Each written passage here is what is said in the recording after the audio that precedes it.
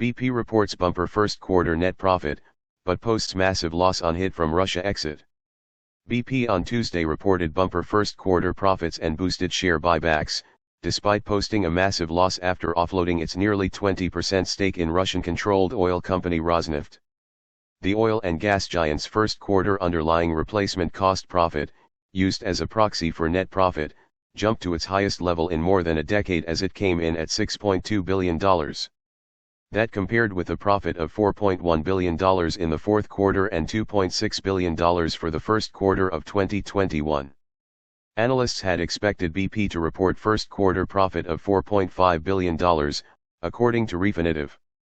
The oil and gas giant also announced a further $2.5 billion in share buybacks.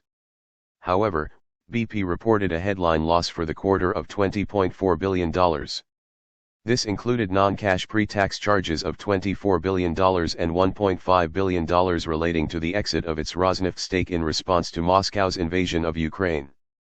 We took the decision to exit Russia within 96 hours of the invasion happening, and today you're seeing the financial implications of that decision, BP CEO Bernard Looney told CNBC's Squawk Box Europe on Tuesday.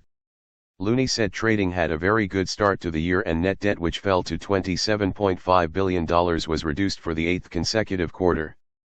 All in all, in an underlying sense, a good quarter for the company, he added. When asked to provide further details on how the company plans to extricate itself from Russia, Looney replied, "We have been very, very clear. We are announcing our intention to leave the country. We made that decision, as I said, very, very quickly, and like any commercial process that's ongoing, we wouldn't comment, and I'd rather not comment on that this morning." The first quarter results come as the EU prepares its sixth package of economic sanctions against Russia.